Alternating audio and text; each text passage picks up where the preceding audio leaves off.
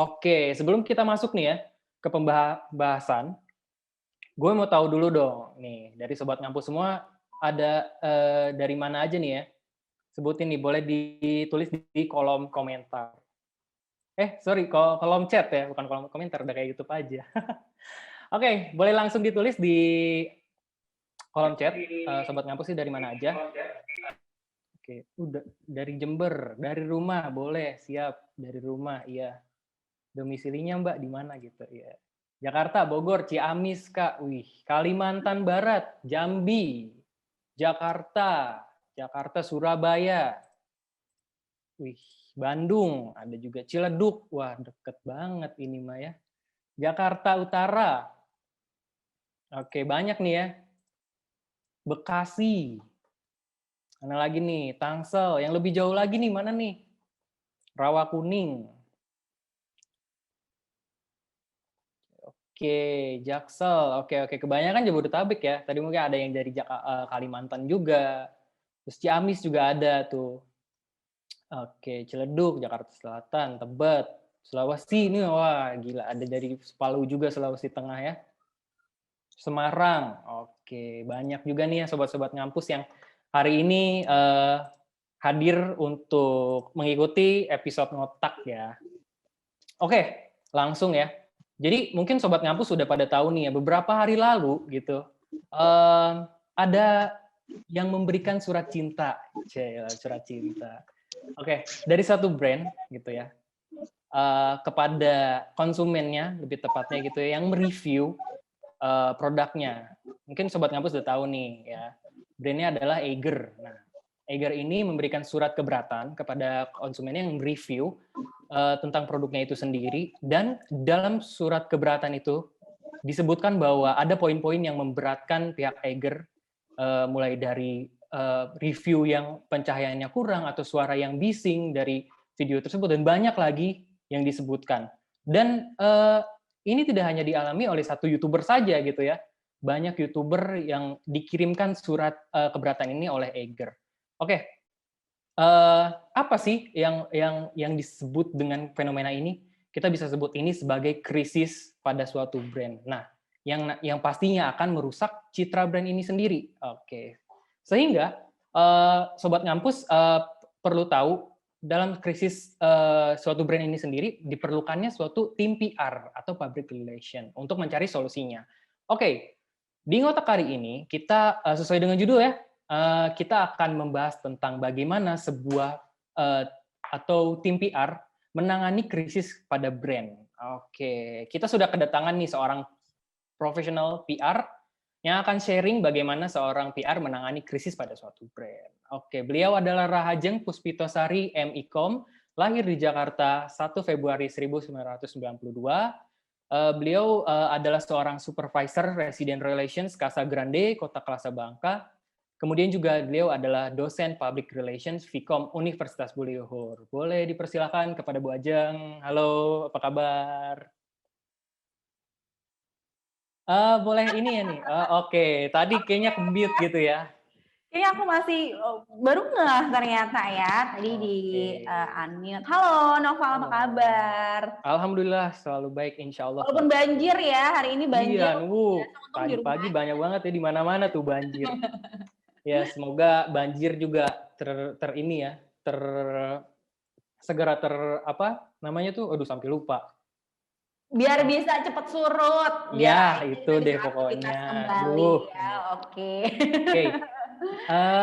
Selama ini kesibukannya apa nih? Sampai dengan pandemi sampai sekarang ini ya, mungkin ada perubahan nih ya, yang kegiatannya mungkin dari kegiatan di rumah atau mungkin di pekerjaannya itu sendiri. Itu gimana tuh? Alhamdulillah sih ya, kalau di kantor gue tuh tadinya kita work from home itu sekitar 6 bulan, tapi sekarang udah mulai efektif lagi work from office. Work from home itu sekitar seminggu sekali kita, tapi sisanya kita benar-benar kerja di kantor dan tetap pakai protokol kesehatan. Makanya di sini di samping aja pakai sanitizer. Wah, udah siap sedia gitu ya. Kebetulan ini di studio nih, kayaknya di rumah ada studio ya. Studio anak-anakku, jadi ya udahlah di sini aja gitu. Soalnya sinyal kan juga kadang-kadang naik turun ya, daripada nggak efektif juga buat teman-teman nanti nyampein materinya, mendingan di studio aja gitu. Oke. Di rumah juga keluarga pastinya sehat ya? Alhamdulillah sehat, anak, suami happy, bahagia. Semoga teman-teman juga yang ada di room ini selalu happy, bahagia, sehat selalu ya. Amin. Oke. Oke, kita langsung aja ya. Mungkin Bu Ajeng ada yang ingin dipaparkan mengenai materi yang akan dibahas hari ini? Sebenarnya sih buat teman-teman, halo, selamat datang juga, selamat sore. Sebenarnya gini, prinsipnya adalah gue pengen ini sharing santai sore-sore sambil lo ngopi, sambil ngeteh, sambil bisa nonton TV atau apa, tapi ada ilmu yang bisa kita dapat gitu dari ngotak-ngotak ya kali ini gitu. Intinya sih santai, sharing untuk nambah ilmu, untuk nambah wawasan. Gue juga mungkin butuh input pertanyaan, saran dari teman-teman sekalian juga gitu. Jadi belajar bareng ngotak. Oke, jadi nih Sobat Ngampus santai aja ya. By the way juga ini agak beda nih episode kali ini. Biasanya kita kedatangan bintang tamunya laki-laki. Udah berapa episode kemarin nih udah laki-laki. Gitu Terus ya? hari ini kita kedatangan seorang wanita gitu ya, seorang PR juga. Lucu ya, Mungkin gue bisa kalau lebih dipanggil wanita lucu gitu. mungkin bisa lebih membangkitkan suasana di ngotak hari ini gitu ya. Pokoknya teman-teman semangat ya, semangat terus. Yang penting tetap happy aja dengerin ngotak kita kali ini. Oke. Kita langsung masuk ke materinya ya. Oke, siap. Oke, waktu dipersilahkan kepada Bu Ajeng. Hai, selamat sore semuanya. Tadi mungkin udah disampaikan ya tentang review profil dari gue sedikit. Gue Ajeng, biasa dipanggil Miss Ajeng kalau misalnya di kampus, kalau di luar dipanggilnya Mbak Ajeng. Saat ini gue masih berstatus karyawan di salah satu perusahaan yang ada di daerah Jakarta Selatan dan juga sebagai dosen PR. Kira-kira ngapain sih gue? Kemarin tuh gue dikabarin sama Mbak Zahra, tim ngampus, untuk cerita-cerita, sharing-sharing santai mengenai gimana sih kita kalau mengelola brand yang lagi krisis, apalagi sebelumnya kita tahu ya, ada berita soal Eiger. Teman-teman mungkin tahu ya, nanti kalau misalnya tahu atau mau diskusi bisa langsung ngobrol di room chat. Brand Eiger itu ada suatu krisis dan suatu masalah yang bikin viral di Twitter. Penasaran kan? Kita lihat yuk videonya. Silakan admin.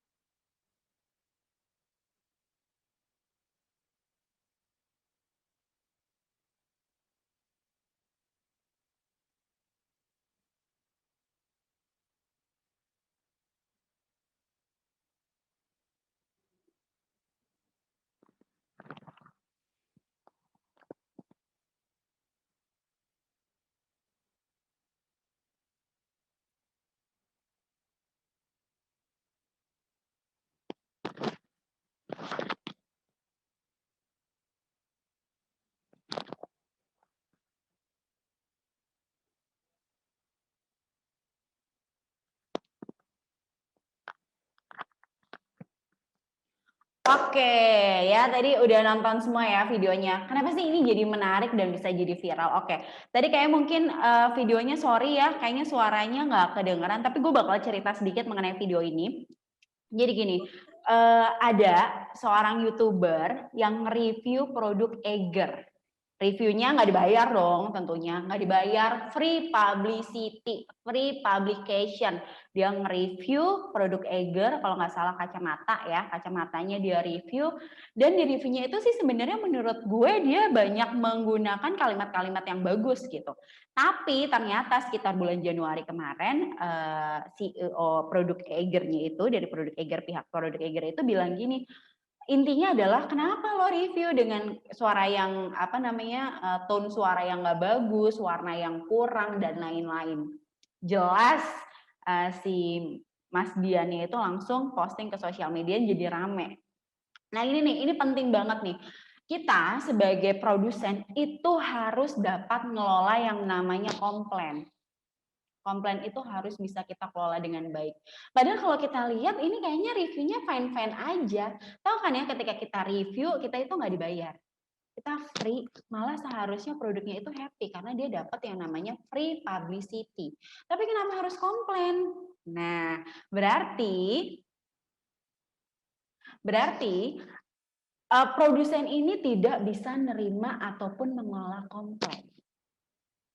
Kak, gimana sih caranya kita biar bisa ngelola komplain yang baik?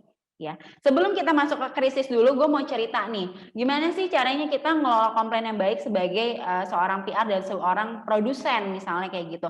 Yang pertama adalah kita harus jadi pendengar yang baik. Biasanya kita jualan, kalau gue kerja di bidang jasa, pasti setiap hari ada yang namanya komplain dari klien-klien gue. Komplain tuh ada dua. Yang pertama adalah komplain yang masukan yang bagus, ataupun ada komplain yang negatif. Apalagi kita di bidang jasa. Misalnya gue kerja di bidang properti, di bidang apartemen. Biasanya tiap hari gini, Mbak, ini kok ada bocor sih? Mbak, ini pelayanan gimana sih? Mbak, itu gimana sih? Mbak, harusnya parkirnya seperti ini dong, harusnya seperti itu dong. Kita sebagai seorang PR harus siap banget, bukan seorang PR sih, seorang produsen juga harus siap banget sama yang namanya komplain dari masyarakat. Komplain dari orang-orang tuh kita harus siap banget. Jangan pernah alergi sama yang namanya komplain. Kenapa? Karena komplain itu terkadang bikin kita makin grow up gitu, makin jadi bagus. Kita harus dengan, oh iya ya ada komplain seperti ini ya Bu, baru kita harus responsif. Mbak, misalnya ya kalau di kantor gue, Mbak, ini pelayanannya nggak bagus deh, security-nya pada malas-malas, maksud saya datang nggak disambutnya nggak ramah. Gue nggak mungkin bilang ke klien gue, masa sih Bu, udah ramah kok, jangan pernah denial sama hal-hal yang kayak gitu.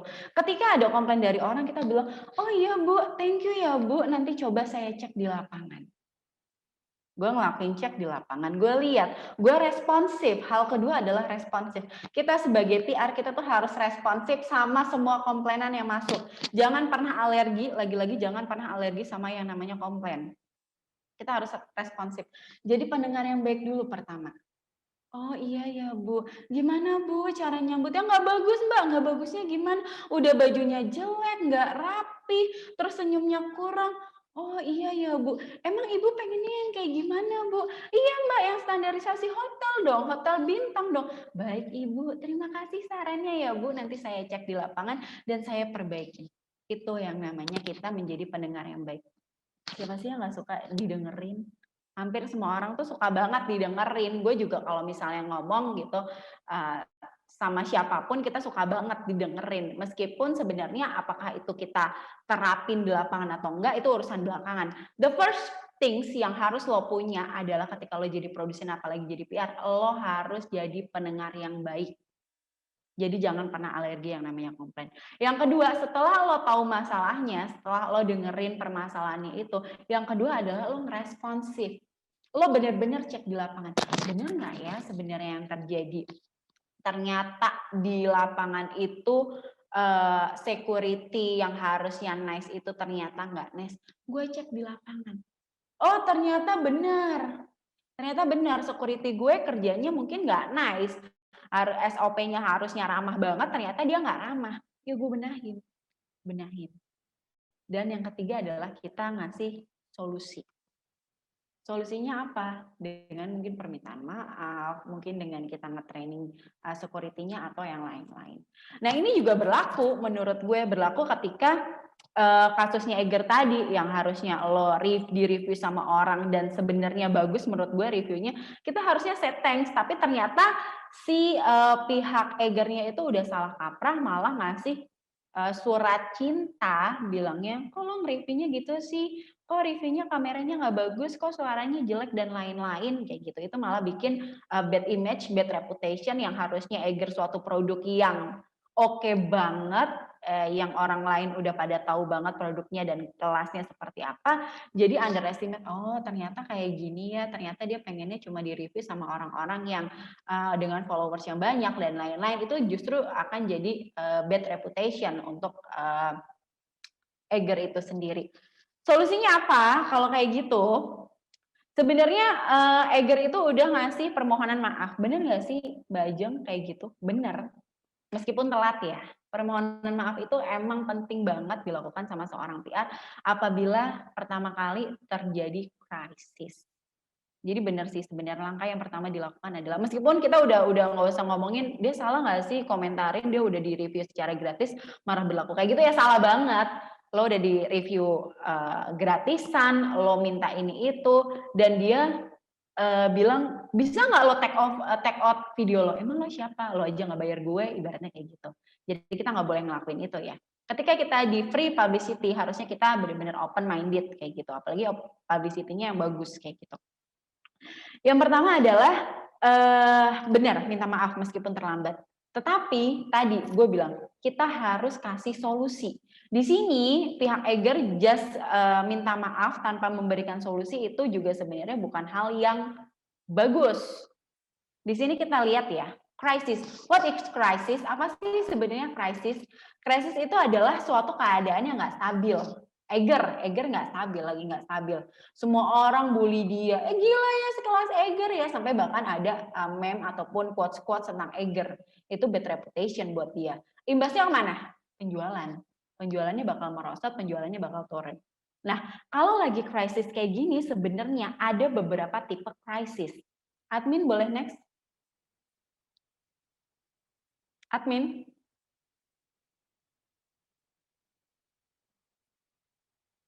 Nah, di sini ada type of crisis ya. Nanti kita baru bahas lagi soal Eiger. Type of crisis. Next.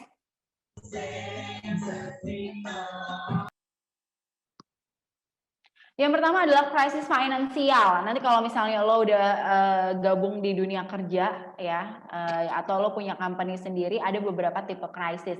Yang pertama gue mau jelasin soal krisis finansial.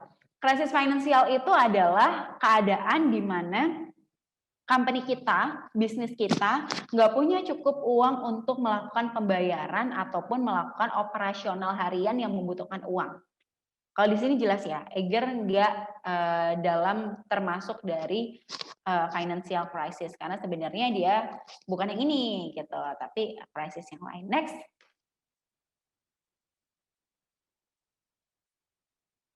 Technological crisis. Nah, technological crisis ini adalah teknologi yang bisnis. Kita kadang-kadang bisnis kita itu nggak cepet banget adaptasi sama teknologi yang lagi happening. Kayak misalnya gini, lo pasti tahu ya kasusnya Bluebird sama Gojek yang udah lama banget. Bluebird bilang ke Gojek ya, Gojek ataupun Gokar, kenapa sih lo ngambil pangsa pasar gue? Ya iyalah salah lo sendiri, lo nggak ikutin zaman yang harusnya udah online, lo masih temporary. Nah ini bisa jadi krisis karena lo nggak ikutin perkembangan zaman. Atau misalnya BlackBerry, zamannya BlackBerry itu fokus banget dan proudly banget sama yang namanya BBM, BlackBerry Messenger, sampai dia lupa ada yang namanya WhatsApp, ada yang namanya WeChat, ada yang lain-lain. Dia lupa akan itu semua, dia nggak develop programnya, dia nggak develop company-nya, nggak develop brand-nya, ketinggalan zaman, pada akhirnya ditinggalin sama orang. Nggak pengen kan kayak gini, makanya ini namanya technological crisis. Fatal nggak? Fatal banget. Kalau misalnya lo nggak bisa manage krisis teknologi, itu bakal jadi fatal banget. Gitu, itu contohnya. Next.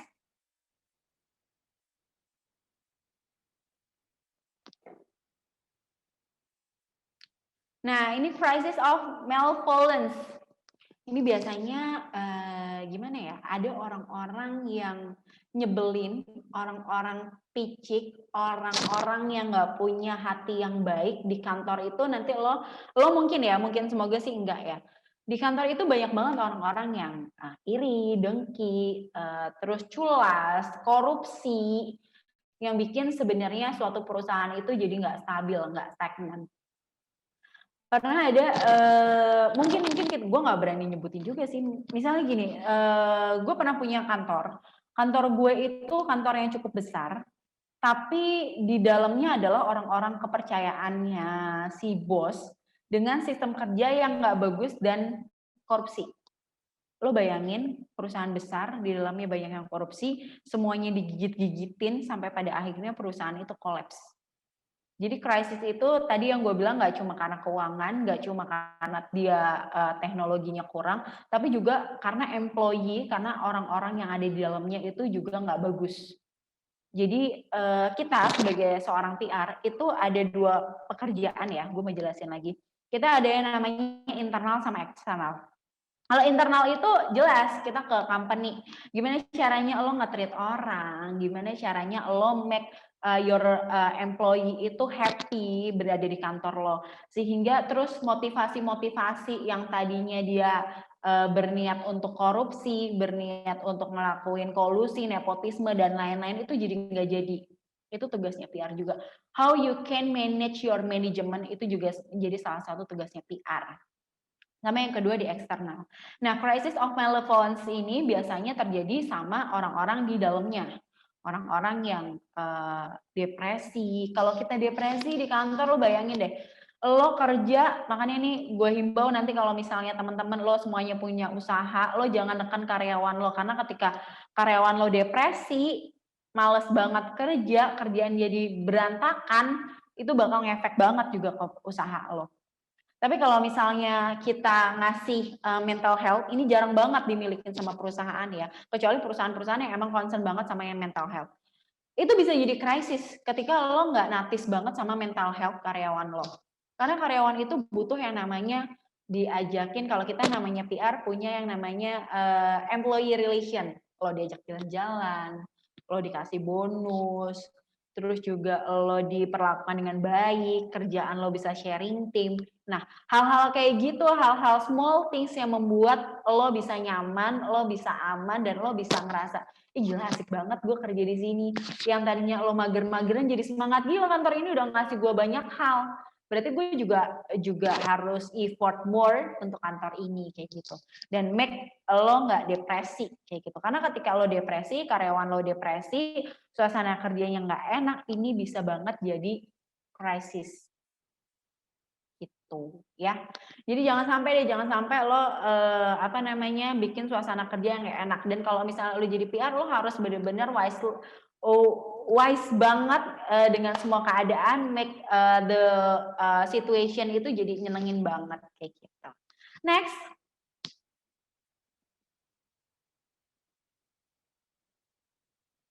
Dan selanjutnya adalah natural crisis. Nah, ini krisis yang lumayan spooky kalau menurut gue ini agak-agak spooky juga. Karena kantor gue adalah building management yang bergerak di bidang properti, building manajemen apartemen.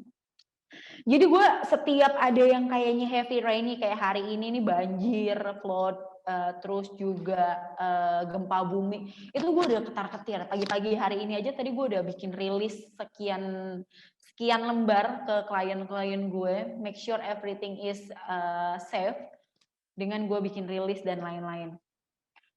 Terus gimana sih Kak natural crisis itu? Natural crisis itu benar-benar kayak dari bencana alam yang lo nggak bisa unpredictable, lo nggak bisa prediksi, yang lo harus make sure everything will gonna be okay gitu ya. Kayak misalnya gempa bumi, tiba-tiba kantor lo ada masalah kantor lo retak. Kalau di tempat gue retak-retak kayak gitu, itu kan bisa bikin krisis, financial crisis, karena gue harus tanggung jawab, ya nggak sih? Terus kayak misalnya kebakaran, terus gunung meletus, terus juga banjir. Banjir ini kalau misalnya di kantor kita, dokumen, arsip, dan lain-lain, itu tuh kita harus benar-benar persiapin karena itu bakalan terjadi dan itu unpredictable. Itu namanya natural crisis. Kayak misalnya kantor gue, tiba-tiba kantor gue kebanjiran, tiba-tiba dokumen dan arsip-arsipnya itu yang harus diselamatin hilang. Gimana cara gue ngatasin masalahnya itu? Nah, kita jadi orang PR, kita tuh harus tahu, harus punya plan A until Z untuk solve the problem gitu. Nah tadi sih hari ini gue lumayan hektik banget karena ya hari ini banjir dan juga hujan, jadi gue harus nulis rilis dan make sure klien-klien gue yang tinggal di apartemen dan building management itu nggak bocor. Kalaupun bocor ya gue harus tanggung jawab kita sebagai pihak building management kayak gitu. Dan harus cari tahu dan harus segera diselesaikan dengan tuntas. Nah gimana sih caranya kita biar bisa nyelesain krisis? Next.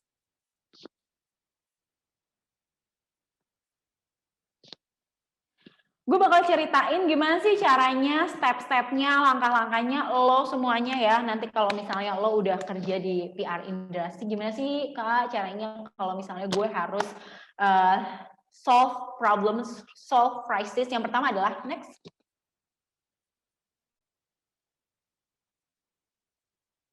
Define problem. Define problem itu adalah lo harus tahu dulu sebenarnya masalahnya apa sih. Define itu adalah lo nemuin masalahnya. Gak usah jauh-jauh kayak lo lagi di kantor. Gue mau cerita aja ketika lo masih punya pacar. Lo punya pacar lo tiba-tiba nyuakin lo. Hal pertama lo bukan maki-maki dia. Tapi hal pertama adalah lo harus cari tahu kenapa dia diemin lo. Itu namanya define problem.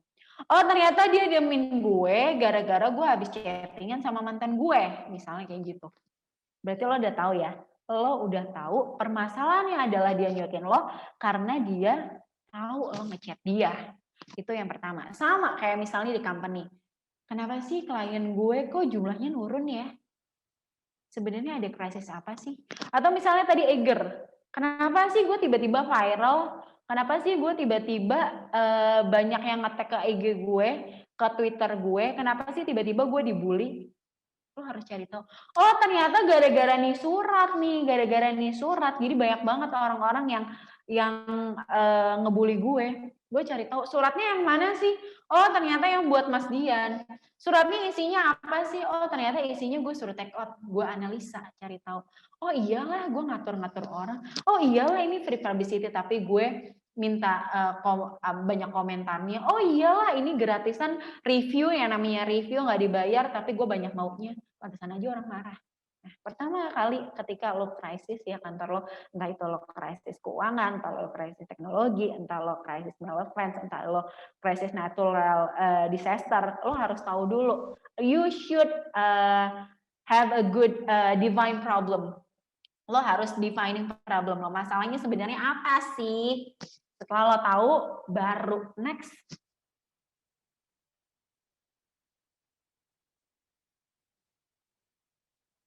Next.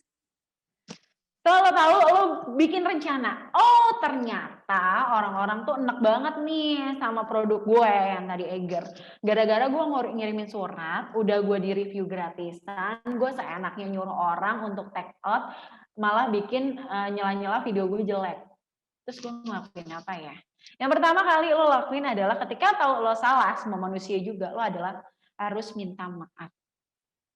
Minta maaf. Sama kayak tadi nih, lo tahu cowok lo nggak nyuekin lo udah tahu ternyata gara-gara lo WhatsApp mantan lo. Yang pertama lo lakukan adalah lo harus minta maaf.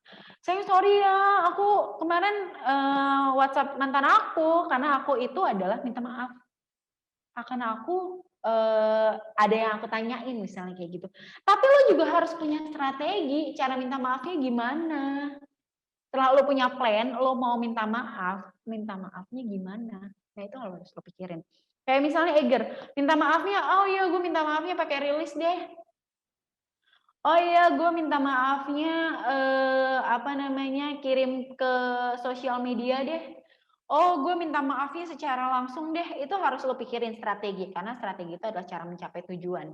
Setelah lo punya konsepnya, lo tahu kesalahan lo apa, lo tahu ada krisisnya kayak gimana, planning lo bikin planning, ternyata lo planning lo mau minta maaf dan lo bikin strategi. Gimana caranya gue minta maaf gitu. Kalau si Eiger minta maafnya dia decided untuk bikin rilis yang dikasih unjuk ke semua orang gitu misalnya. Nah kalau lo misalnya cowok lo marah terus lo pengen minta maafnya gimana? Mungkin minta maafnya diajak ketemuan sambil lo bawain bunga, sambil lo masakin dia, itu adalah strategi. Seorang PR itu harus peka sama hal-hal small things yang kayaknya bikin lo, ini sweet banget nih orang kayak gitu. Dan lo harus punya strategi. Misalnya yang tadi cowok lo marah, oh ternyata karena lo WhatsApp mantan lo mau minta maafnya bawain makanan, ada etiket baik, so nice, lo dandan cantik dan segala macam, lo datang ke rumah cowok lo minta maaf. Itu adalah planning dan strategi. Itu adalah planning dan strateginya yang lo harus lakuin. Next.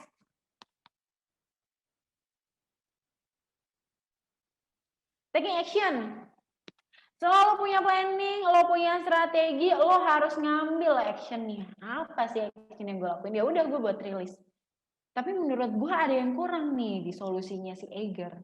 Kenapa sih? Kan lo yang lo permasalahin adalah kameranya ya. Kameranya jelek, nggak proper. Atau misalnya suaranya kayaknya kurang bagus deh. Coba deh action lo. Mungkin lo beliin kamera gitu, kamera yang bagus. Kamera yang bagus lo udah bikin rilis sebagai hadiahnya karena kamu udah review kita secara baik, tapi mungkin kedepannya kamu bisa bikin video-video lagi yang jauh lebih baik dengan kejernihan audio visual dan lain-lain, kita kasih kamu kamera misalnya kayak gitu. Jadi lo jangan cuma mengkritik aja, nah itu nggak boleh banget. Lo cuma kritik, lo cuma kritik saran, tapi lo kritik nggak ada sarannya, kritik nggak ada solusinya, buat apa kayak gitu. Taking action ini bisa berupa lo udah minta maaf dan lo ngasih kamera misalnya, karena yang lo kritik adalah soal kejernihan suara dan juga gambar. Sama kayak tadi pacar lo, dikasih ke rumah, lo effort banget untuk masak dan di communicating. Communicating itu apa? Lo publicity ke media, entah lo mau lewatnya dari sosial media kayak, entah lo mau rilis media, entah lo mau taruh di web lo, terserah. Yang penting harus ada communication. Biar apa sih, Jeng? Biar apa lo pakai communicate person? Biar orang tahu kalau sebenarnya lo udah melakukan langkah-langkah dan lo udah membuat suasana ini loh. Gue nggak cuma mengkritik, tapi gue juga udah ngasih kamera ke dia. Buat dia juga, jadi nanti ke depannya dia bisa bikin video karena dia YouTuber, kontennya lebih bagus. Dan thank you banget karena lo udah review Eiger. Kalau perlu abis dari communicate itu, besokannya dia review tuh Eiger tuh dengan pakai kamera yang bagus. Oh ternyata setelah di review Eiger pakai kamera ini ternyata hasilnya lebih bagus. Emang sebenarnya Eiger itu bagus loh, kayak gitu. Itu bisa jadi. Jadi orang yang tadinya nyap-nyapan, yang tadinya mager banget sama si Eiger, marah, lo di review gratis, lo bertingkah, lo kayak gitu-gitu, sekarang jadinya, oh iya, dia nggak cuma kritik, tapi dia juga ngasih saran dan solusi ke si YouTuber itu, supaya bisa lebih memperbaiki kontennya, misalnya, walaupun itu sebenarnya juga salah. Dan yang terakhir adalah, admin. Dan terakhir adalah evaluasi. PR itu biasanya punya yang namanya engage media. Jadi kita seberapa besar sih orang tuh udah ngerasain kalau permohonan maaf kita diterima, semuanya dievaluasi dari mulai penjualan, dari mulai cara publicity-nya, dari mulai tanggapan masyarakat, itu semua yang di sosial media itu ads dan segala macam itu direview.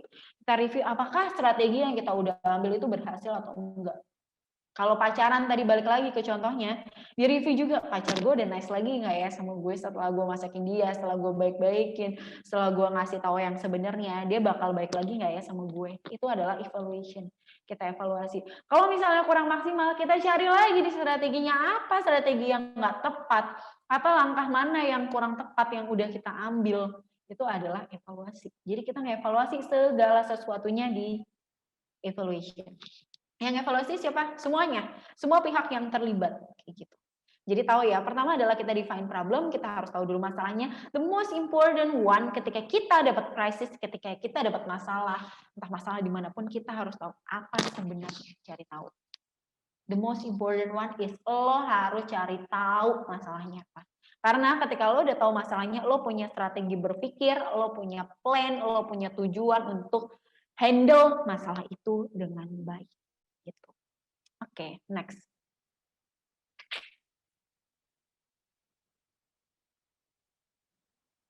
Next.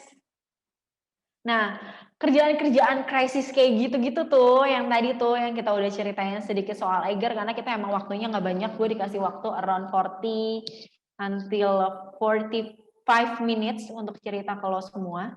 Jadi kerjaan-kerjaan yang kayak gitu, how you can handle the crisis, how you can manage the crisis, itu adalah sebagian besar dari kerjaannya PR.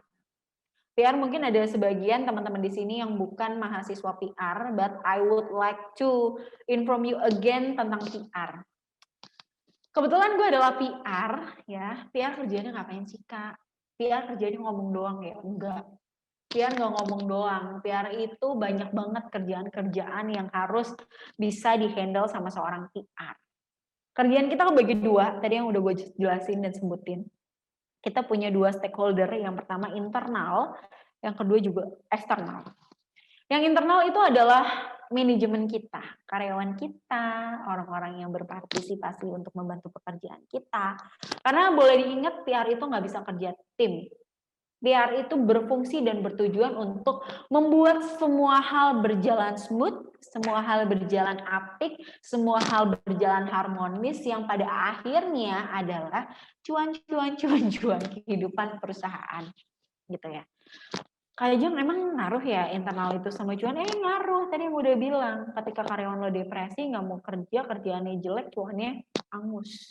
Makanya gue harus baik-baikin internal gue, kayak tim gue, kayak karyawan gue, make everything happy, make everything enjoy to work in our company, kayak gitu. Pakai biasanya kita ngadain yang namanya gathering, terus have fun bareng, setiap ada yang ulang tahun gue rayain. Nah, itu sebenarnya salah satu strategi gue supaya tim gue itu betah ya, gue hire sama gue, supaya tim gue itu nyaman. Ketika gue suruh-suruh, dia nggak ngerasa kalau gue suruh. Itu tugasnya PR. Karena ketika kita punya konflik internal, kayak waktu itu Gojek, mungkin lo pernah cerita, semua karyawan Gojek demo nuntut manajemen. Karena kenapa? Mungkin internalnya kurang oke. Nah, makanya gue pengen cerita juga, kalau misalnya lo jadi suatu company, kita mengambil keputusan itu harus benar-benar dimatengin banget, dan usahain banget, harus banget seorang PR itu punya good internal relationship yang bagus ya. Good internal relationship. Yang kedua adalah eksternal. Eksternal itu siapa aja sih? Masyarakat, company, public, terus juga stakeholder kita. Itu yang eksternal itu menjadi eksternal kita. Eksternal itu adalah orang-orang yang sama kayak internal, harus kita manage dan harus kita maintain. Kalau yang tadi Eiger, siapa sih eksternalnya? Ya jelas. Siapa? Ya kita. Customer yang pakai Eiger, misalnya kayak gitu. YouTuber eksternal ya eksternal, karena dia bakal review. Media eksternal nggak? Ya eksternal.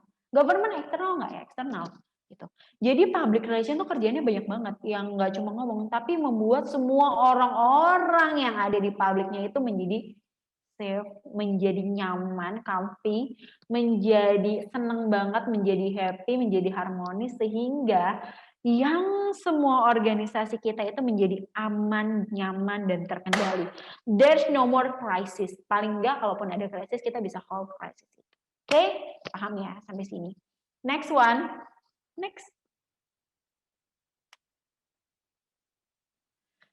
Nah, ya kita tadi tahu ya kalau krisis itu ternyata bahaya banget. Kenapa sih bahayanya? Karena bikin reputasi kita anjlok. Emang kenapa sih kalau reputasi kantor anjloknya? Gila kali kalau misalnya reputasi anjlok, ini produknya jelek, nggak usah lo beli. Kayak WOM ya, word of mouth. Lo ngapain beli kayak gini? Ini tuh jelek banget, nggak usah beli. Semua orang ngomongin. Pada akhirnya nggak ada yang beli. Pada akhirnya perusahaan lo income-nya sedikit, pemasukannya sedikit. Gimana caranya lo gaji karyawan? Gimana perusahaan itu bisa survive? Yang ada bangkrut, banyak PHK, dan lain-lain. Jadi reputasi itu penting banget. How you can manage the reputation in your company is really important. Karena apa? Reputasi yang bagus akan menghasilkan company yang juga kuat, kokoh. Gitu. Jadi seorang PR itu harus punya skill yang oke banget, selain ngomong ya. Yang pertama ya, ini gue mau ceritain sedikit soal skill-skill apa aja sih kira-kira yang lo harus punya sebagai seorang PR. The first one, next. Mungkin sebagian nanti kita say hello ya, kalau misalnya lo yang ada mahasiswa PR bisa chat hai gitu. Pertama adalah communication skill, ini penting banget lo punya sebagai seorang PR, apalagi teman-teman yang mahasiswa PR ini harus banget punya yang namanya communication skill. Communication skill itu bukan lo asal ngebacot tanpa arah, tanpa tujuan, tanpa kejelasan, lo ngomong terus kayak pernah ada yang bilang sama gue, gila, kan ngomong gampang banget, itu kan lahiriah banget ya, itu kan naluriah banget, sebagai manusia kita pasti bisa banget untuk ngomong. Belum tentu ngomong yang kayak gimana. Masalahnya sebagai seorang PR kita harus mampu untuk mempersuasi yang tadi orangnya jadi kayak gini, yang tadi mager-mageran jadi nengok, yang tadinya nggak tertarik jadi tertarik. Communication skill itu nggak mudah. Communication skill itu susah banget. Apa yang mau gila, orang kita punya klien beribu-ribu ya, banyak banget klien kita dengan pola pikir, dengan cultural family yang beda-beda, cultural kehidupan yang beda-beda, agama, suku, ras, antar golongan yang beda-beda. Kemudian kita asal ngomong sama dia, kalau dia nggak marah gimana? Kayak kita tuh communication skill tuh kita harus ngerti. Ketika kita ngomong sama orang bule, ya, orang bule, kebetulan klien-klien gue itu banyak kan expat, bule tuh nggak suka bertele-tele kayak orang Indonesia. Jadi ketika gue bikin rilis, ketika gue bikin informasi buat orang-orang bule, gue nggak bakal bertele-tele karena dia enak sama hal-hal yang bertele-tele. Dia pengennya to the point. Apa sih sebenarnya lo pengen? Apa sih maksud lo? Apa sih tujuan lo ngomong kayak gini? Dia directly. Kalau orang Indonesia yang high context banget ya, apalagi gue sebenarnya juga gue gue tuh suku Jawa tuh suka banget yang namanya high context, ngomong ke sana sini, nah ujung-ujungnya kayak gitu, itu namanya high context. Jadi gue nggak mungkin bisa bilang, aduh udah deh, ibu tuh salah kayak gitu, ini tuh harusnya kayak gini, nggak bisa. Tapi kita harus mengandai-andaikan dulu pakai bahasa-bahasa yang bagus, sebagai bahasa-bahasa yang nice, sampai orang-orang tuh nggak sadar kalau sebenarnya kita tuh lagi nyuruh dia gitu. Dan gue mau ngasih tips nih, semua orang itu suka dikasih pilihan, semua orang suka dikasih pilihan. Jadi kalau misalnya lo punya tujuan, punya target, ingat semua orang suka dikasih pilihan. Contohnya kayak gini, gue tuh punya pacar gue pengen banget nonton di Pondok Indah, ya. Gue pasti nggak mungkin bilang sama pacar gue kayak gini, sayang besok kita nonton di Pondok Indah ya jam 10 pagi. Itu adalah kemauan gue. Ingat, orang itu nggak suka disuruh. Tapi kita kasih pilihan, hai sayang, besok ada film bagus, kamu mau nonton di Pondok Indah atau di Kelapa Gading ya? Rumah gue di Bintaro. Pasti pengennya dia di Pondok Indah. Secara naluriah orang itu pengen suatu hal yang mudah. Kayak gitu.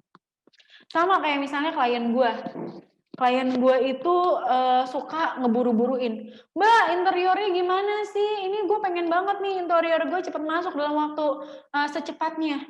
Padahal sebenarnya gue nggak pernah bilang terserah ibu mau kapan interior ibu masuk. Yang ada dia bakal sesuka hati. Gue nggak akan pernah gitu ke klien gue. Gue pasti bilang kayak gini. Padahal gue tahu gue punya waktu 2 minggu atau 1 bulan. Ibu interiornya ini yang bagus banget. Jadi bisa masuknya 2 minggu lagi. Atau ibu mau yang lebih bagus lagi tapi 3 minggu. Biarin dia memilih. Kenapa kita harus ngasih pilihan ke klien kita? Supaya kita lebih dihargain. Kita tuh nggak suka disuruh. Kita itu nggak punya naluriah, punya alam di bawah sadar yang nggak suka disuruh. Tapi suka diberikan pilihan karena kita suka dihargain. Communication skill yang kayak gitu, cara berbicara, cara ngomong, itu harus disesuaikan.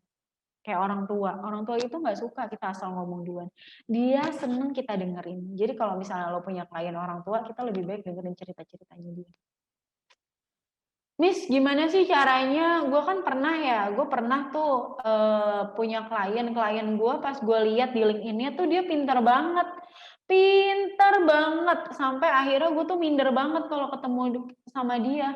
Caranya gimana sih? Udah kaya raya, pinter banget, dan dia juga dubes, dan dia juga yang lain-lain. Gimana sih caranya?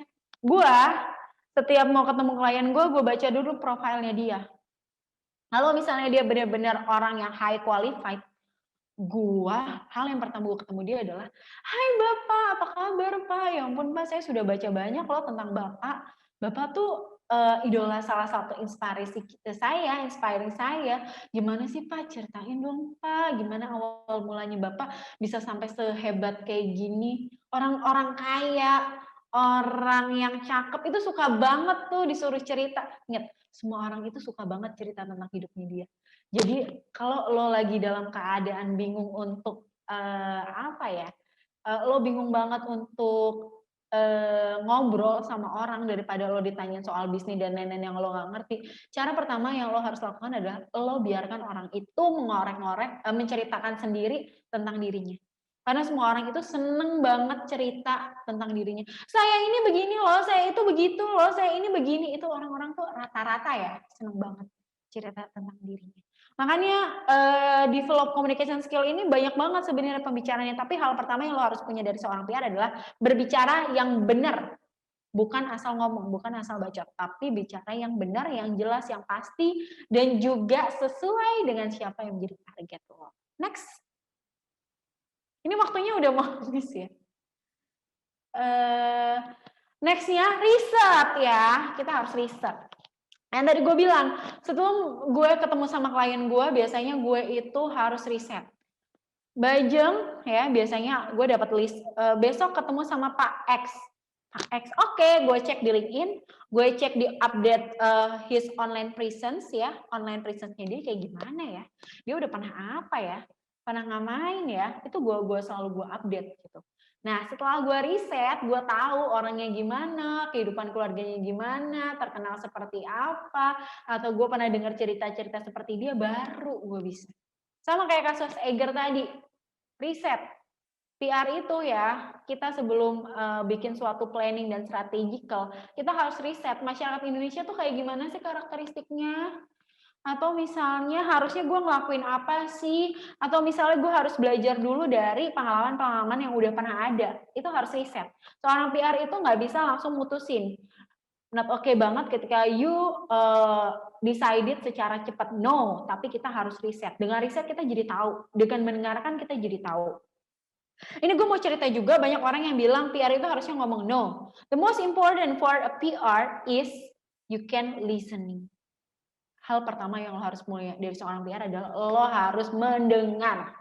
Mendengarkan, bukan ngomong, mendengarkan. Itu hal pertama yang lo harus punya dari seorang PR. Kenapa sih kok bukan ngomong? Ngomong itu penting banget sebagai seorang PR. Enggak, tapi dengerin. Karena ketika dengerin orang ngomong, lo jadi tahu masalah. Lo jadi terbuka pikiran lo. Lo jadi tahu langkah apa yang lo harus ambil ketika lo udah dengerin orang. Gitu ya. So the most important one for PR is listening. Next. Writing skill. Nah, ini tadi yang pagi-pagi gue ceritain, pagi-pagi buta ya, ketika gue dengar berita banjir dan lain-lain sebagainya, gue harus nulis. Nulis apa? Nulis untuk publik gue. Karena gue billing manajemen, ya gue nulis untuk klien-klien gue di billing manajemen itu. Nulis apa sih yang tulis? Ya tulis, kenapa harus nulis PR? Karena untuk publikasi. PR itu harus punya narasi, teknik nulis, terus juga untuk bikin artikel, majalah, rilis itu harus penting banget. Nggak cuma ngomong, karena kadang-kadang nggak semua orang mau mendengarkan kita, tapi dari mulai membaca teknik menulis kita, karena kadang-kadang ada target audience kita, memang mereka lebih terinform if we getting a press release secara formally, ada tanda tangan manajemen, ada capnya, ada suratnya, dan lain-lain. Itu adalah kita sebagai PR. That's why kita harus punya keahlian writing skill yang oke banget. Gimana sih caranya ningkatin writing skill? Baca, lo harus banyak baca. Jadi kalau banyak baca, banyak banget perbendaharaan kata lo yang lo punya, sehingga lo juga nulisnya lebih gampang. Next.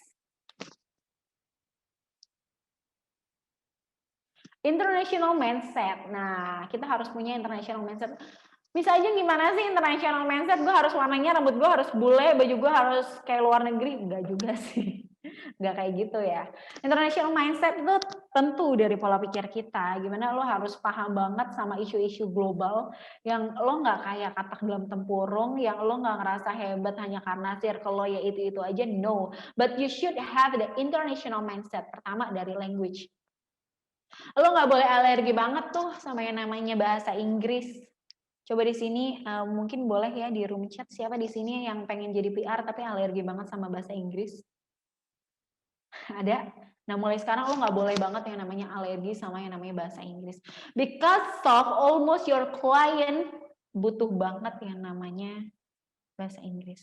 Karena hampir banyak banget klien-klien kita itu bule expat klien gue terutama. Dan gue harus tahu isu-isu di Amerika kayak gimana ya, apalagi pas COVID kemarin itu PR tuh mabuk banget karena harus nulis rilis setiap saat tentang penularannya lah, setiap ini harus kita update lah, terus di Amerika penanganan gimana, di Jerman gimana.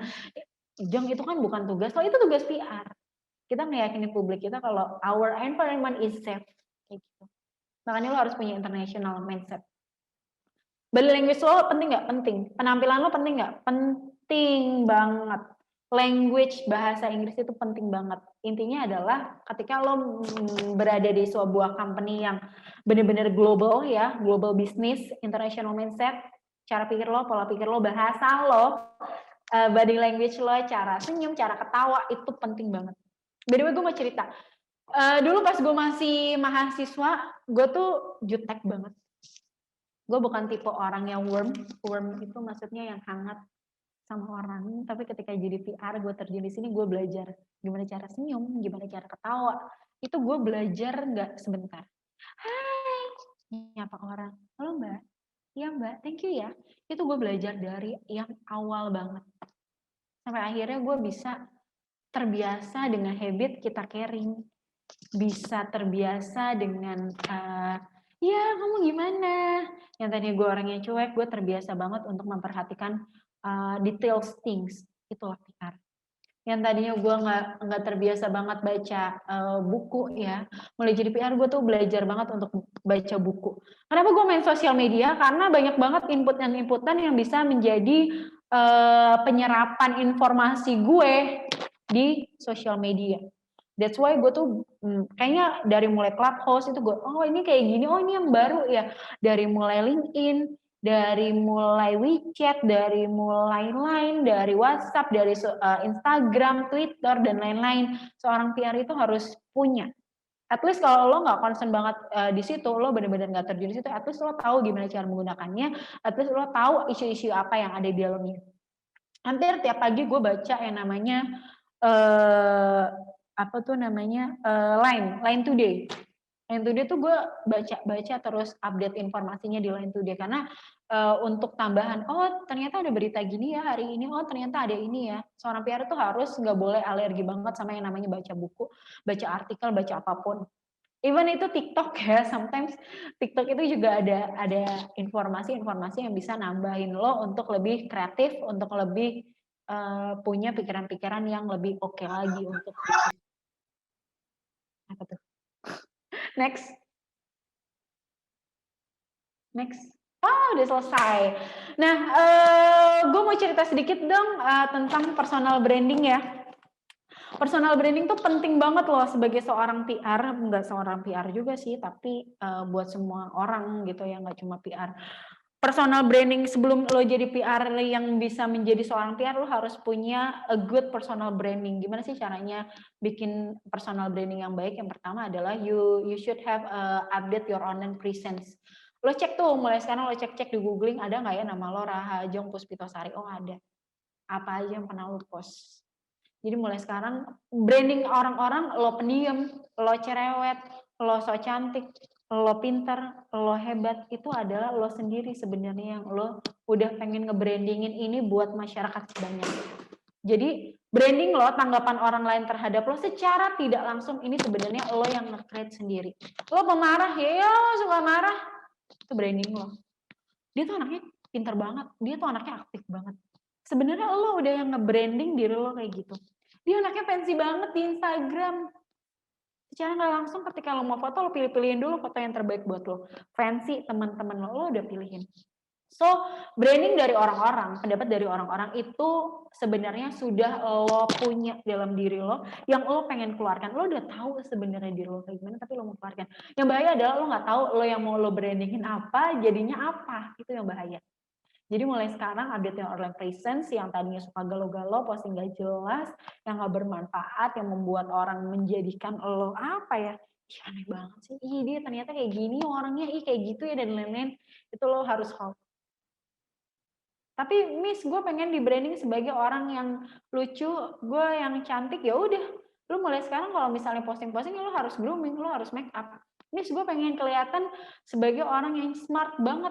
Ya, lo harus menunjukkan lo baca buku, lo harus apa. Jadi tanggapan orang di sekeliling lo ataupun di sosial media is based on your apapun yang lo keluarin di situ. Gitu. Ya, jadi jangan pernah mulai sekarang jangan pernah asal-asalan harus mengambil segala sesuatu itu dari awal. Tadi kita udah belajar soal branding, soal PR dan juga gimana cara step-step untuk menjadi good public relation gitu. Mungkin bisa balik lagi ke host karena saya lebih dari 45 menit. Oke. Ini ya, anyway ya. Oke, sama-sama.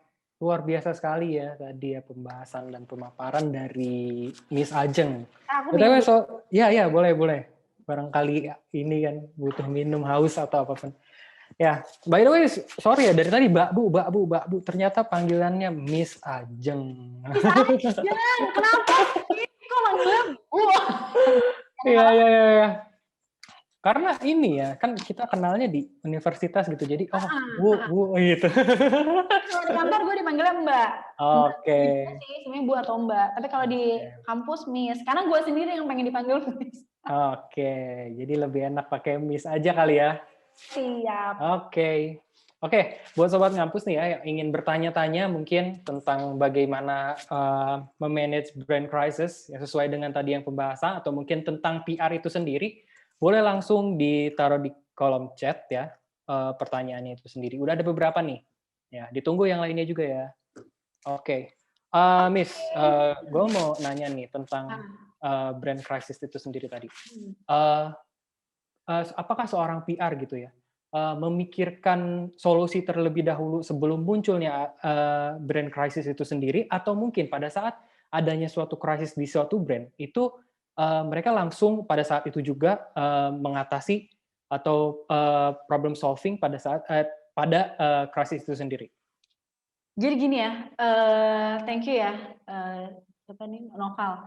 Yes. Jadi gini, biasanya tuh kalau seorang PR ya, pengen bikin kebijakan, pengen bikin informasi atau spread everything ke publik, itu biasanya tuh kita udah netapin strategi sama segala konsekuensinya. Kayak misalnya Eger tadi kan dia ngirim ke YouTuber ya. Seharusnya sebagai seorang PR tuh kita udah tahu nih, kalau gue nulis kayak gini nanti dampaknya apa ya? Dia YouTuber lagi. Terus kalau misalnya dia kayak gini, dia gimana ya? Ini kita harus timbang-timbang. Jadi kalau misalnya lo jadi seorang PR, lo bikin segala sesuatu atau lo netapin segala sesuatu atau meluncurkan kebijakan, informasi dan lain-lainnya itu whatever about that, lo harus udah mikirin matang-matang itu bagus atau enggak. Kecuali krisis yang memang nggak bisa di-hold, kayak nggak bisa dicegah, kayak misalnya tadi natural crisis gue ceritain, kayak gempa bumi, banjir ya, itu nggak bisa dicegah. Nah itu biasanya baru kita buat strategi apa. Tapi sebenarnya kalau manajemen itu udah netapin strategi, meskipun tidak secara detail ya, tapi udah netapin strategi buat krisis-krisis yang kayak gitu. Jadi kita nggak bisa tuh directly bikin ketetapan, enggak. Oke, berarti ini ya mengurangi resiko yang akan datang gitu maksudnya. Iya. Kita tuh harus ada manajemen resiko juga, manajemen krisis di mana kalau misalnya gue ngelakuin ini bakal kayak gini. Nah semua company nggak tahu ya, tapi setahu gue kalau misalnya emang good company, biasanya tuh kita udah punya sistem penanggulangan krisis company. Kayak tadi tuh krisis-krisis yang insya Allah akan terjadi ya, itu tuh kita udah punya strategikalnya. Paling tidak kita itu harus ngasih informasi ke masyarakat. Makanya PR itu nggak boleh kayak waktu itu Sriwijaya atau apa, Ketika ada bencana atau apapun, kita nggak boleh yang namanya enggak kok nutup-nutupin, kita nggak boleh. Sebagai PR itu kita harus telling the truth, kebenarannya. Tapi bahasanya yang kita kemas.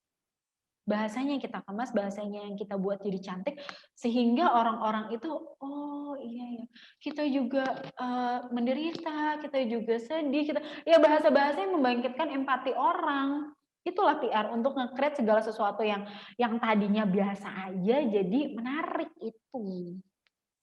Oke, kemudian ada lagi nih ya. Kalau misalnya kan kayak kita ambil kasusnya Eiger ya, yang kemarin sempat terjadi. Eiger itu kan mengeluarkan itu kemarin aku sempat cek di klarifikasi dari CEO-nya, ternyata bukan keputusan daripada semua tim gitu. Itu keputusan daripada si CEO-nya itu sendiri yang mengeluarkan tentang adanya surat yang diberikan kepada konsumennya. Nah, itu kan berarti berhubungan dengan PR ya. Apakah PR wajib mencegah itu sebelum keluarnya atau mungkin mengikuti apa kata CEO? Nah, oke. PR itu tadi gue udah bilang ya, PR itu kan punya stakeholder internal dan eksternal gitu kan.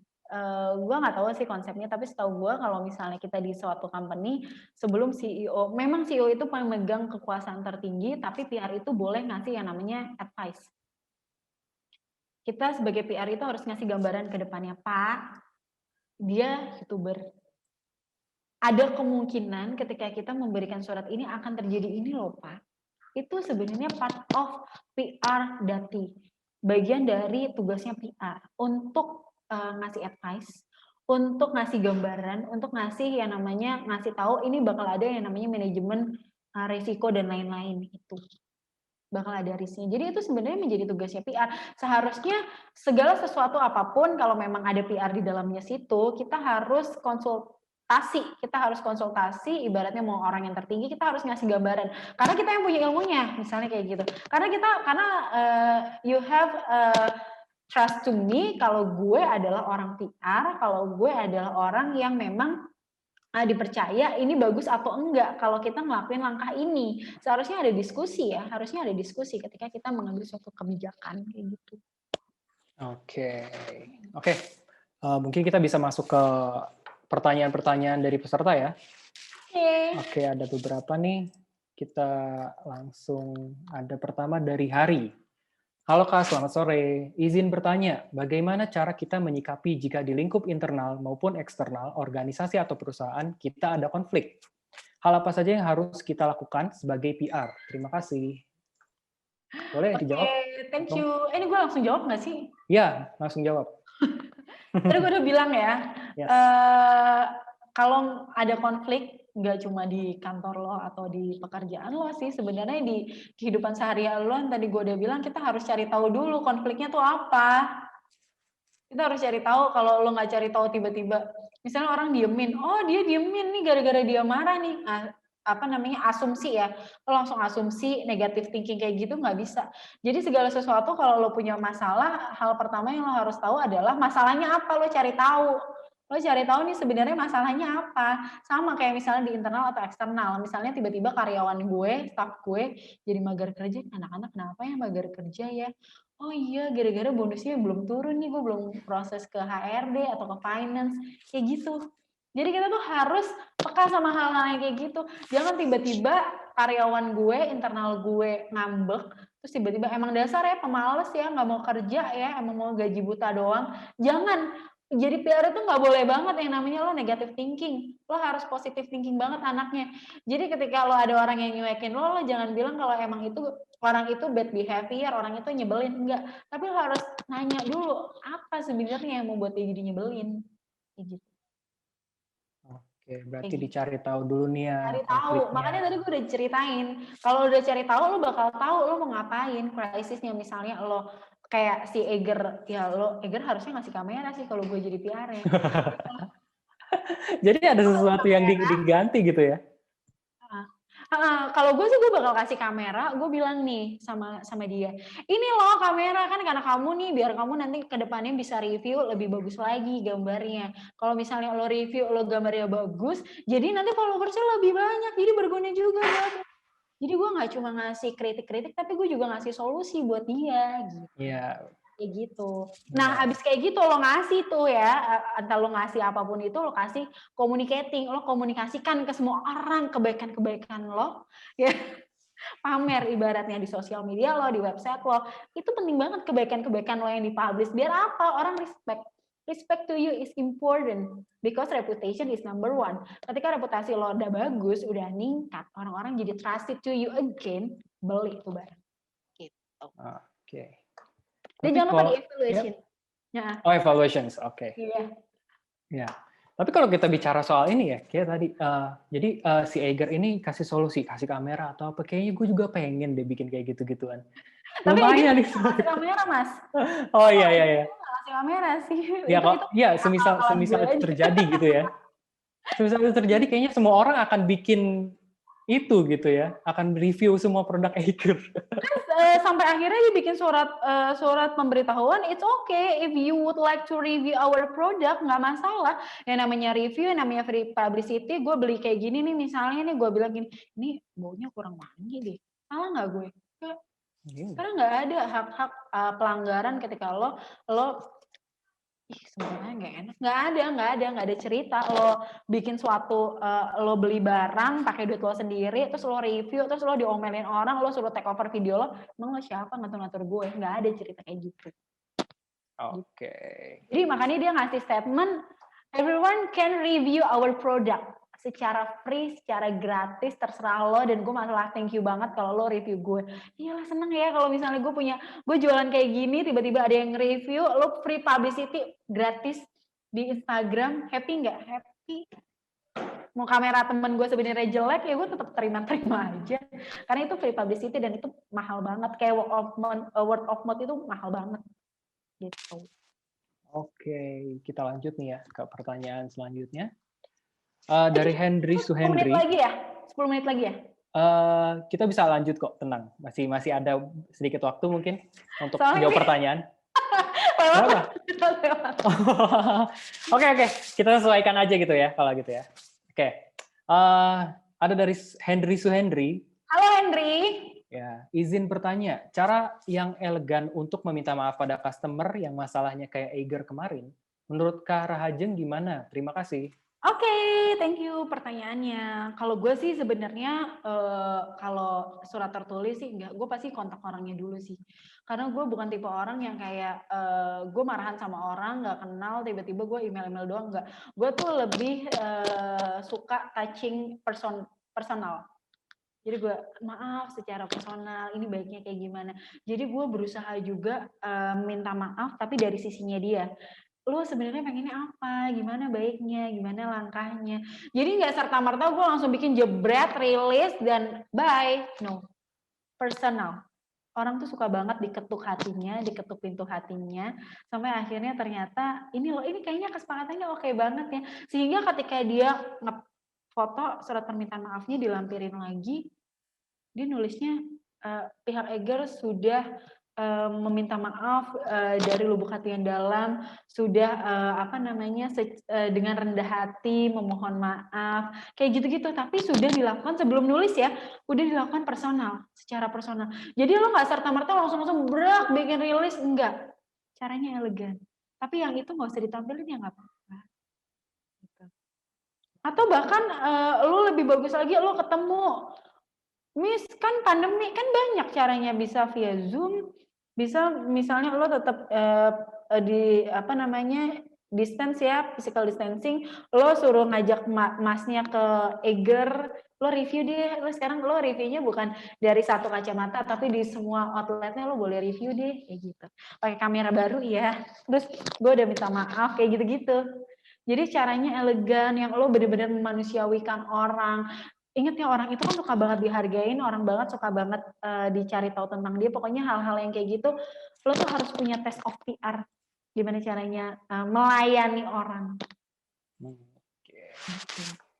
Oke. Kalau diskon, ampuh nggak tuh kalau diskon-diskonan? Diskonnya potongan harga. Jangan pernah bilang diskon nih orang-orang. Nih gue mau cerita mulu gue ya. Waduh. Kita nggak boleh bilang diskon 50%. Jangan bilang diskon 50%. Buy one get one. Ya, oke. Buy one get one. Jadi jangan potongan harga. Oke. Berarti kita lanjut lagi ya ke pertanyaan selanjutnya. Dari Wahid Nurdin. Halo Wahid. Ya, gue ada sedikit pertanyaan. Mana yang lebih baik untuk gunakan jasa PR? Apakah internal atau eksternal? Dan apa parameter yang perlu dilihat? Sehingga menjadi PR yang bagus. Thanks. Oke. Boleh langsung dijawab? Mana yang lebih penting ya, internal atau eksternal Yes. gitu ya? Yep. Dua-duanya penting, Mas. Kalau misalnya eksternal lo banyak, eksternal itu bisa datang gara-gara internal lo oke. Ketika internal kerjaannya, misalnya internal ya, tim gue, tim PR gitu, kerjaannya pada nggak mau, pada marah-marah, segala macem. Dari internal dulu nggak diperbaikin, gimana eksternalnya? Tapi kalau eksternal lo juga nggak jalan, klien-klien lo pada ngamuk, yang nggak pada mau nanam saham, yang pada nggak mau beli produk lo, ya collapse juga tuh company. Jadi internal dan eksternal itu harus berjalan beriringan. Makanya ada yang namanya external relation, ada yang namanya internal relation, dan itu nggak bisa dipisahin each other. Dia tuh udah kawin banget, nggak bisa lo pisahin yang satu sama yang lain. Mereka harus berdampingan. Yang mana yang penting, dua-duanya penting, nggak ada yang nggak penting gitu. Jadi dari internal diperbaikin, dari eksternal dimantepin, oke, kawin, cus, company lo bakal jadi settle. Oke, semoga terjawab nih ya untuk Wahid Nurdin. Karena waktunya hampir ini ya selesai, kita ngebut aja kali ya. Oke, ada dari Naila Aura Rayani.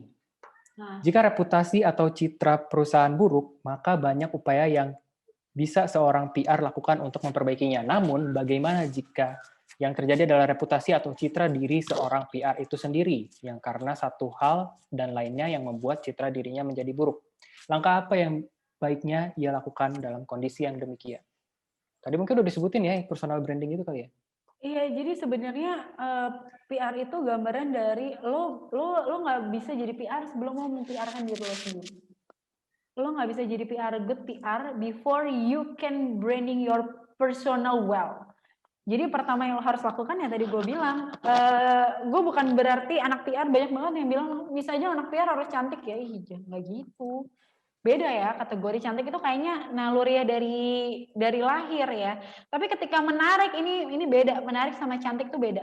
Menarik itu bisa lo dari berpenampilan yang bagus, athletes, masa sih lo pakai bajunya compang-camping jadi seorang PR? Ya masa sih lo nggak grooming? Ya masa sih lo selengean? Ya enggak. Gitu. Tergantung momennya dan tergantung lo lagi di mana kayak gitu. Tapi kalau lo nggak punya personal branding, jarang banget gue ngeliat yang namanya seorang PR update dasar lo ngomong buruk ataupun jelek gitu ya di sosial media. Itu jarang banget. Karena biasanya gue meng-hire orang-orang untuk menjadi tim gue juga, gue ngeliat dari sosial medianya dia pertama kali. Sosial media lo apa? Dikunci nggak? Gue tanya. Kalau dikunci minta tolong buka sih, sebenarnya nggak boleh dikunci, tapi gue dikunci juga karena gue malas. Sebenarnya nggak boleh ya, jadi PR itu nggak boleh sosial medianya dikunci. Biasanya untuk orang stalking, karena kita mau lihat personal branding lo gimana personal lo, gimana caranya lo nge-treat. Ketika itu semuanya udah baik, lo bisa tuh applicate itu ke kantor lo. Karena siapa sih yang jadi PR di kantor? Semua orang. Everyone yang udah join in this company itu adalah PR. Misalnya kantor gue jelek, itu satpamnya misalnya jelek, dia bakal bilang ke orang-orang itu kantornya ini Mbak Ajeng tuh jelek, karena satpamnya jelek. PR nggak? PR. Karena semuanya orang itu involved, semuanya itu develop gitu ya, mengembangkan suatu company kayak gitu. Itu jadi semua orang itu PR. Jadi semua orang itu bisa nge-branding company-nya. Ya, oke. Semoga terjawab ya untuk Naila. Satu lagi nih, ada dari Roni Setiawan. Bagaimana cara mengukur suksesnya pengenalan dalam brand? Gimana suksesnya pengenalan dalam suatu brand gitu ya, sukses ukurannya gitu. Biasanya kalau misalnya kita mau ngenalin suatu brand, suksesnya itu kita yang nentuin targetnya. Biasanya dari medianya mungkin kita mau lihat gimana sih media efektif media yang kita kan biasanya orang PR punya tuh yang namanya konsultan juga. Seefektif apa sih medianya, publikasinya berapa banyak, terus berapa orang yang tahu. Biasanya kita ada survei. Kalau misalnya target kita sebenarnya mahasiswa udah tahu semua dan kita punya polling riset, lagi-lagi riset ya, PR itu jangan capek-capek riset. Kita udah riset, uh, brand kita udah banyak dikenal sesuai dengan target, karena beda-beda targetnya. Gua di kantor gue punya target beda mungkin sama di Budi Luhur mungkin, atau misalnya di mana itu targetnya beda-beda. Jadi pengenalan sukses suatu brand yang pasti publik kita tahu. Publik tuh siapa sih? Orang yang menjadi target kita. Publik itu area kita, publik kita yang menjadi target kita, publik kita yang penting tahu. Kalau misalnya gue orang menengah ke atas gitu, tahu nggak tentang apa nih? Dia tahu, itu berarti gue sukses. Dan ketika kita riset orang-orang banyak yang tahu, kita berarti sukses. Gimana caranya untuk mengelola brand? Banyak banget ceritanya. Oke. Mungkin kita bisa bikin sesi lain untuk mengelola brand. Gimana? Oke.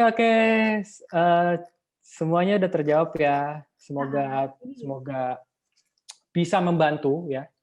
Semoga bisa membantu pertanyaan-pertanyaan yang mungkin tadinya bingung, kemudian sekarang udah tahu nih harus kayak gimana. Oke, thank you banget nih buat Miss Ajeng. Mungkin kita bisa foto dulu nih ya. Foto dulu, berarti bareng-bareng. Oke. Sorry, aku cerewet banget ya. Ini aku sampai. Apa mungkin emang orang PR cerewet? Enggak juga ya. Orang PR belum tentu cerewet. Oke.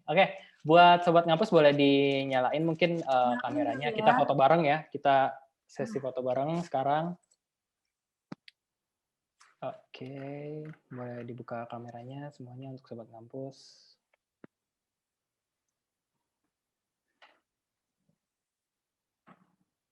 Oke, udah ada berapa nih? Sebentar ya.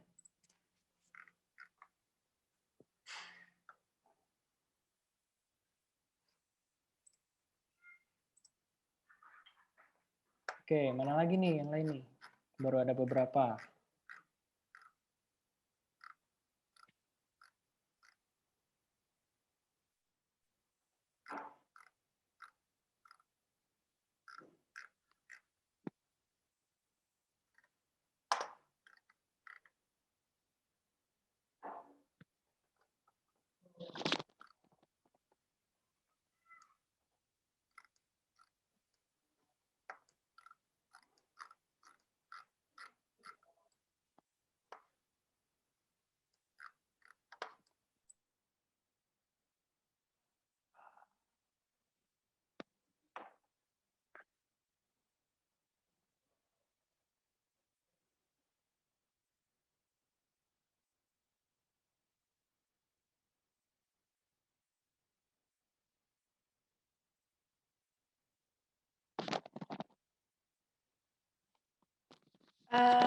Adminnya kita udah foto belum ya?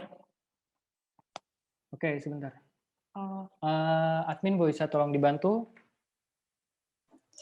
Oke, siap. Oke.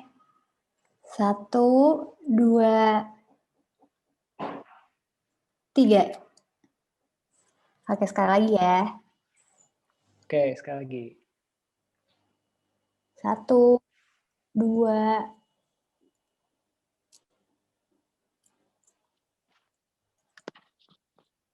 3. Oke. Aman. Ya, thank you. Makasih ya semua. Thank you. Thank you. Oke. Thank you ya. Oke, luar biasa banget nih obrolan hari ini, pembahasan hari ini bersama Miss Ajeng, membahas tentang bagaimana kita memanage brand crisis. Semoga bisa membantu Sobat Ngampus semua ya, yang udah menyempetin waktunya di sore hari ini. Happy weekend untuk Sobat Ngampus semua. Thank you Miss Ajeng, happy weekend juga. Semoga kita bisa bekerja sama lagi ya di lain waktu. Sorry ya, aku cerewet banget ya. Oh, nggak apa-apa. Justru lebih bisa membangun suasana mungkin ya, dengan cara penyampaiannya dan lain-lain. Oke. Thank you. Oke, thank you untuk semuanya.